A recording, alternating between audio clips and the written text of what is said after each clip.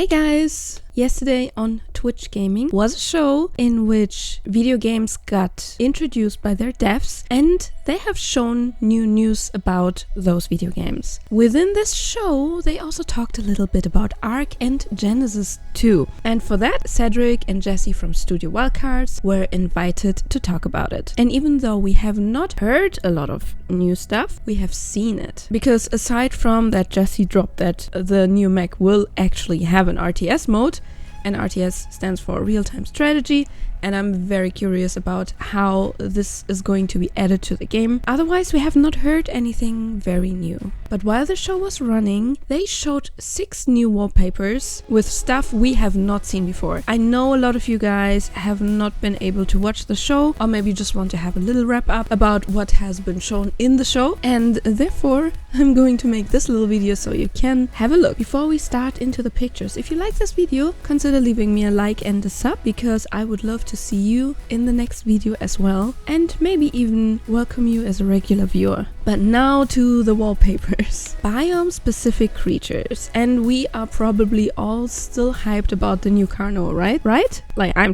not sure about you, but I'm still hyped. But it seems like Wildcard thought about, we need to give a little bit more love to a little bit more animals, and especially animals that we know from the very beginning, from when we first played the island. The first thing I saw when I saw this picture was, there's a new Giga and a new Velo. Like, look at this, guys. We are getting a new Giga line, and a new Giga line that has a higher max level cap.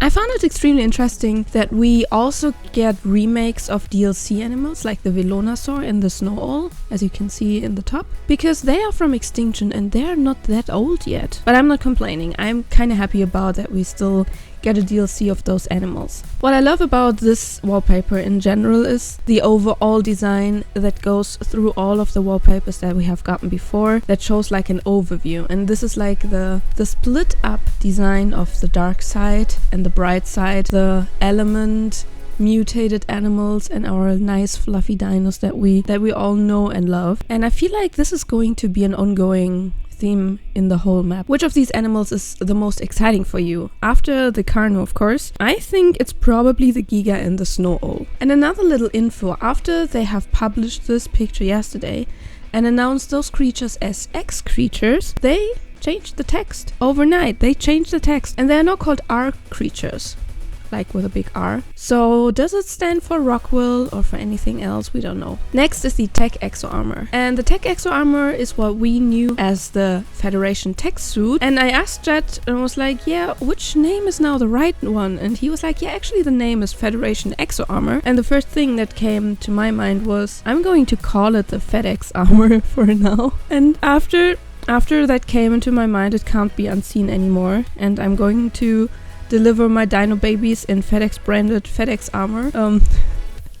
Sorry, I can't unsee this anymore. And we did not get a lot of news about the armor. Even in the Aftermath article that was published on Survive the Ark, we did not get any more text, but we got this nice render, so I'm kinda happy about it. You're wondering now, why are they changing the name so often? But this is something that has been happening with Wildcard for every DLC. We did not get a finished name before the DLC came out, and even then we would still get traces of the old name within the DLC. Like, for example, the Magmasaur was called Cherufi before, the Morellatops was called Camelsaur, and if you check like the Morellatops X, they are still called Camelsaur X. So this is nothing that is like out of the ordinary for Wildcard. We will just wait with what name they're settling when the DLC comes out. Next, a Jar of Pitch. And the Jar of Pitch is a burning ammunition that is used in the catapult, and I love to see them adding things that will enhance the functionality of already existing things. For now, we have used the catapult only for taming Carcinos, but of course you're not taming Carcinos with a Jar of Pitch, so I'm kind of curious about how we can use those in the future. Maybe, I don't know, there's like a lot of potential, of course, for PvP. For PvE, I might have to think about it. I don't know, maybe making Magmasaurs mate in non-lava areas. We don't know. We will see. Next one is the net projectile, and the next item, like the net projectile, is also from the category to revive things that have not been used a lot before. Because in order to shoot this net projectile, you need to have a harpoon. While I love to use the harpoon for taming mosasaurs or pretty much anything in the ocean on Genesis 1, I know that the harpoon was not super popular, and people I have never seen people using the harpoon, but that will change because in order to shoot the net projectile, you will need a harpoon. The harpoon and the net projectile are used as an advanced bowler, and it is used for anything that can't be held by a bowler, but where a chain bowler would probably a little bit too much. Like no one puts up a chain bowler in order to chain a trike. One thing I'm curious about is if that net projectile also works for Tropeos, because they need the chain bowler, and it was already a very big hassle of taming those because it is not that easy to tame Tropeos.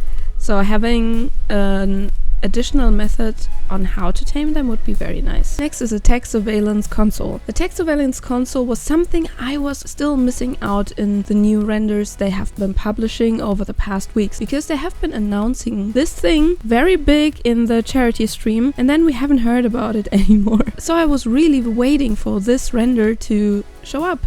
And they did an amazing job, especially with the Shadow Mane in the background. The tech surveillance console is used to remote do commands, use the voice chat and spy on your enemies. But let's be honest, we all know what we're going to use it for.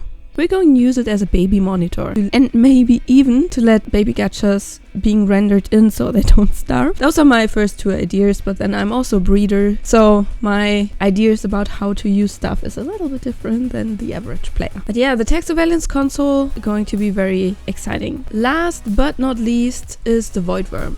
And the Voidworm was shown the first time in a nice render in February, and we get a new picture. The description says the silhouette might read as a wyvern, but these mechanical sentries are nothing of the sort. Be careful when you're out exploring.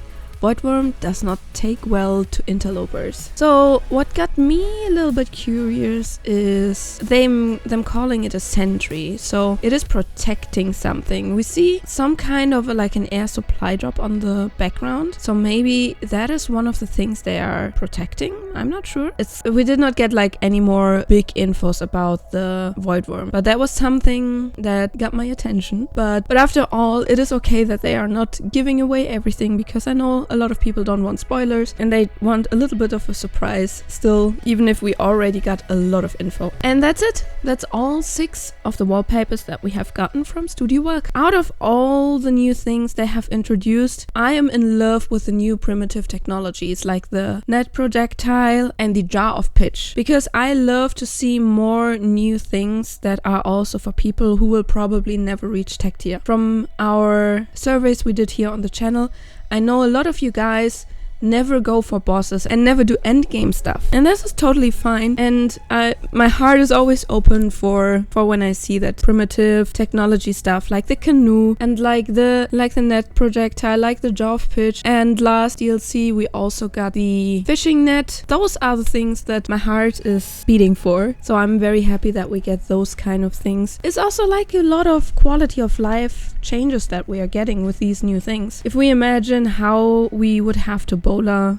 a trike before with like a chain bowler, that is so complicated. No one does that. And the canoe is also probably going to be very interesting. I know a lot of people love raft, and the canoe seems to be much better than a raft because you can take it with you and you don't have to leave it behind when you go somewhere else. So those are my favorites.